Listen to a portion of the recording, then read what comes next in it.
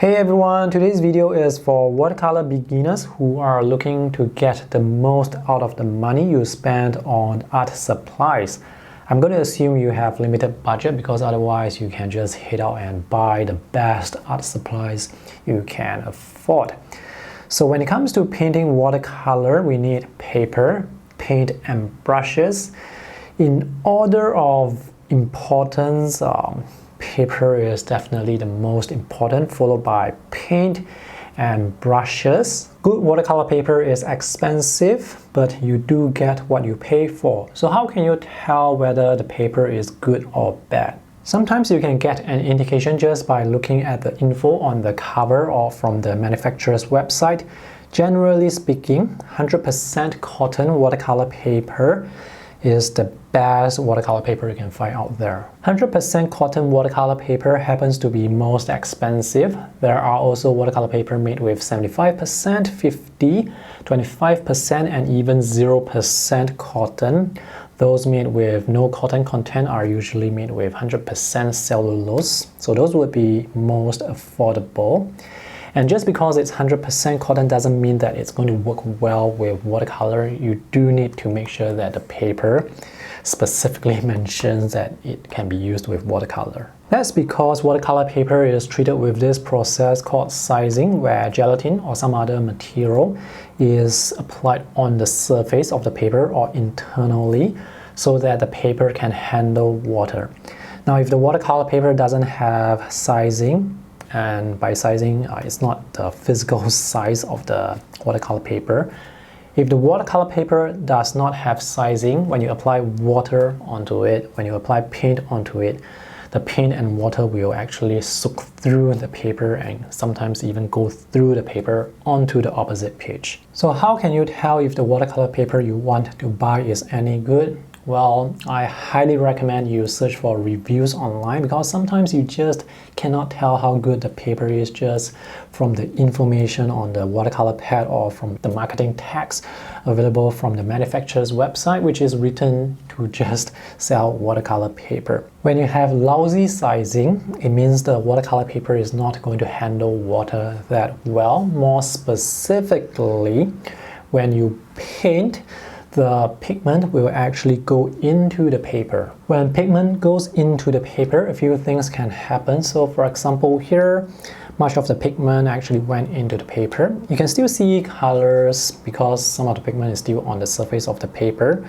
But the thing is, when pigment goes into the paper, they are actually below the surface of the paper. So you can see more of the white of the paper, and that's going to affect the colors. Colors can appear dull or washed out on lousy watercolor paper. And this is one example. This was mixed with ultramarine and burnt sienna. This was also mixed with ultramarine and burnt sienna. So with a side-by-side comparison, you can tell the colors here are more vibrant, more intense. And also if you take a look at this red here, it's very washed out compared to the red that you see here, even when it was diluted here. So when the colors are washed out, it's very difficult to create contrast because everything is going to be light or mid-value. It's almost impossible to create like really dark colors or black. And here there is this very distracting, ugly texture on the watercolor paper. You can only get colors to look vibrant when most of the paint and pigment is on the surface of the paper. So when light hits the paper and is reflected, if you have paint and pigment on the paper, the light will reflect through the paint.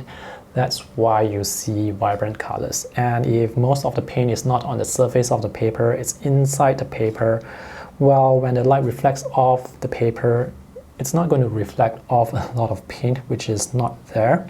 So that is why colors can appear dull and washed out on lousy watercolor paper. Another thing with lousy watercolor paper is when you paint, the paint or pigment will be absorbed very quickly into the paper, and once the pigment is inside the paper, it's not going to move that much, so it's going to be very difficult to create wet on wet techniques where the colors blend softly.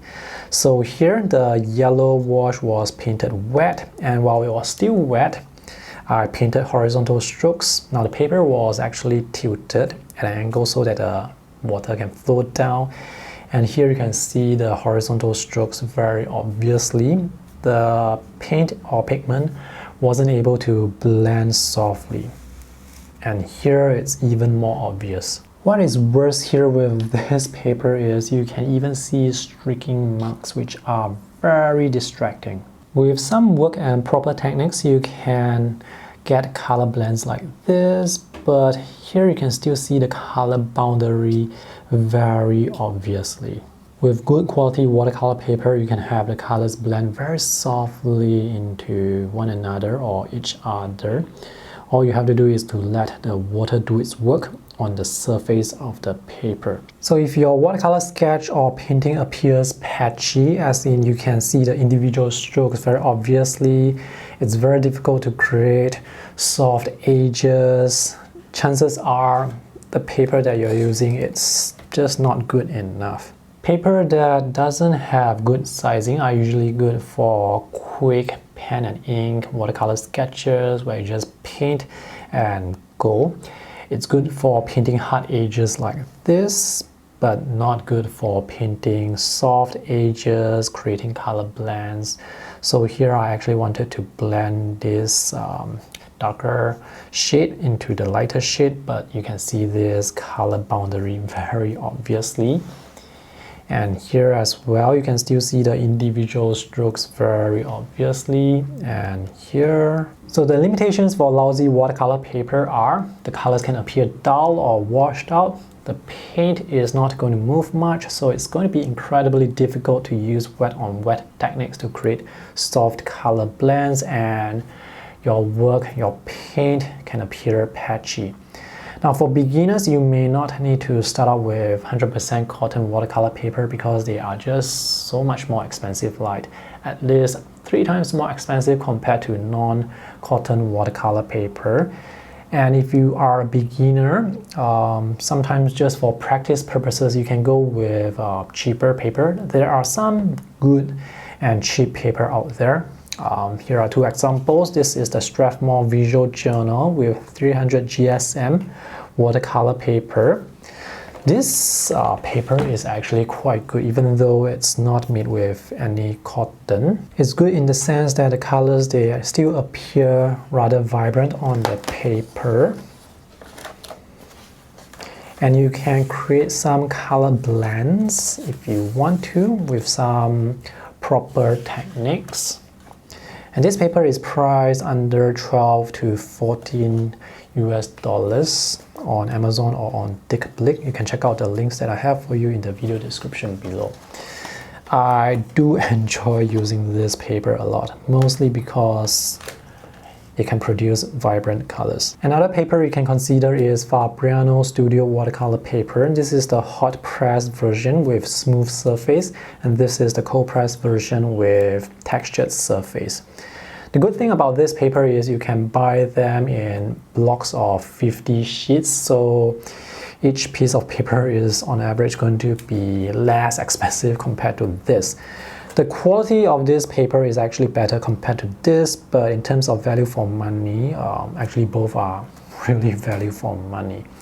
Even though this has 25% cotton, the performance is actually no different from 0% cotton watercolor paper or cellulose watercolor paper. I actually enjoy using Fabriano Studio watercolor paper because the colors appear vibrant on this paper. And even though it's not that great for wet on wet techniques, with some effort and proper technique, you can still get the colors to blend. Now, if you are a watercolor beginner who just want to do some color studies, color mixing, you don't have to buy really expensive paper just to do those simple color mixes. You can just buy like this paper. This is good paper to experiment with. Another paper I can recommend is the Daler Rowney Aquafine. I actually use Daler Rowney Aquafine watercolor paper quite frequently on my YouTube channel, mostly to show you guys anything relating to color, like color mixing, limited color palettes. But this paper, it's student grade watercolor paper. It performs very similarly to the Fabriano Studio. It's also very inexpensive, very affordable, and you can buy this in like pads of 50 sheets. Next thing I want to talk about is texture of the paper. With watercolor paper, there is the textured cold press surface, the smooth hot press surface, and rough, which is very rough. Generally speaking, cold press is, I guess, the most recommended for beginners because watercolor appears nice on this textured surface. If you do need to draw on the paper with pencil or ink, do watch out for how rough the paper can be. So this is Archer's cold press watercolor paper, which is kind of rough for my pen. So you can see the ink lines, they are quite rough. This is the cold press paper from Strathmore Visual Journal. By the way, the Visual Journal has different types of paper. They have Valium, which is smooth paper for ink, but not for watercolor. They have the Watercolor Visual Journal, which is this one that I'm showing you. So here you can see the lines. They are more solid, not as rough compared to what you saw earlier with the Archer. So this paper, which is smoother, even though it's still cold press, it works really well with pen and ink. So watercolor paper is most important. The next important component is paint. Nowadays you can get like really high quality, student quality paint at really affordable prices. So you may not need to spend that much to get artist grade paint, and you definitely do not need to spend so much money to buy so many colors. Just a set of primary colors, yellow, red, and blue, or maybe 2 sets of primary colors will allow you to mix like a huge variety of colors. You can have the most vibrant watercolor, but if you paint on lousy watercolor paper, the colors will still look dull. So it's important to like get good paper. So the paint I'm using here is from Artgraph, and it doesn't seem to be that vibrant compared to other brands that I have used. But this paper is actually not that bad. This is the Fabriano Studio watercolor paper. So I can still paint. So here you can still see some wet on wet color blends, but the color is obviously not that vibrant. Alright, here it's much better because here is actually much better because I use a lot more paint. Let's try again, this time with Daniel Smith paint, which is obviously going to be higher in quality. So here you can see the colors are just noticeably more vibrant. This was painted with Daniel Smith watercolor paint as well, but due to the color choices I used here, you can see the colors, they are not that vibrant, kind of dull or washed out, quite similar to this, but here I used more vibrant colors. So even if you are using watercolor paint from a good brand, if you choose the wrong colors, the colors are not going to look good as well. Some of the more affordable watercolor brands you can consider are Winsor & Newton Cotman, which is the artist grade paint from Winsor & Newton, Schminker Academy, also so-called student grade, Van Gogh. The Van Gogh watercolor sets are actually pretty good.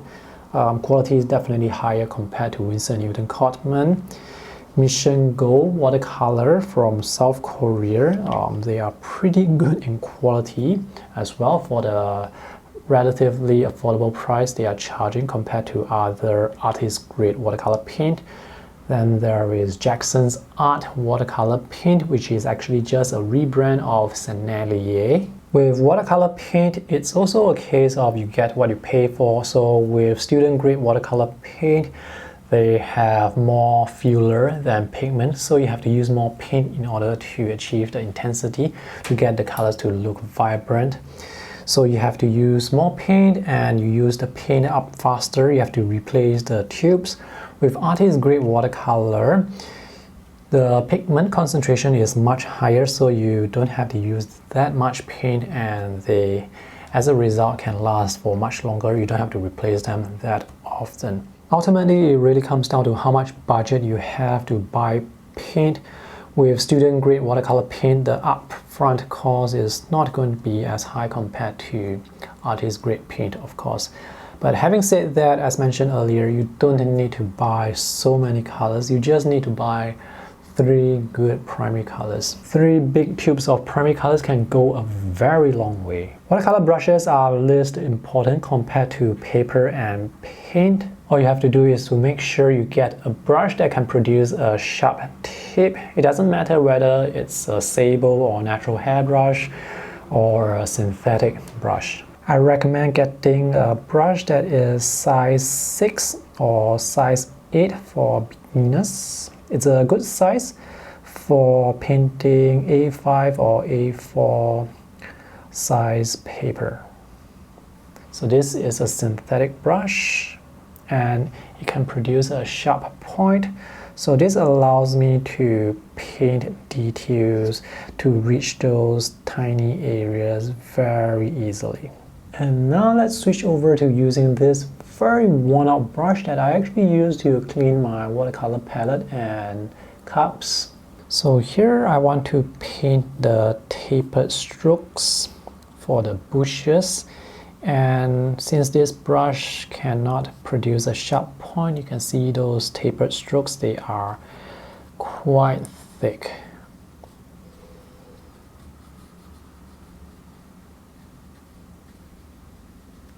And this is the synthetic brush I was using earlier. So here I can paint very thin lines. Natural hair brushes can hold more water, and some of them have the springy feel to them. But some synthetic brushes nowadays can imitate natural hair brushes quite well, such as the Da Vinci Cassano. So I've just shown you you can still paint with such a worn-out brush. It's just that you won't be able to paint details, thin lines, or tapered strokes. So the most important thing when it comes to choosing watercolor brushes is make sure that it can produce a sharp point. And definitely get a bigger brush like size 6 or size 8. With a bigger brush, you can use the sharp point to paint details, and you can use the big brush to cover large areas. If you get a small brush, you can paint details, but when it comes to covering large areas, it's going to be quite challenging. So this is all I have to say about watercolor paper, paint, and brushes. If you need recommendations, do check out the many reviews that I have written over the years on my blog using the link in the video description below. Alright, thanks for watching. I hope this video is helpful. See you guys again. Bye.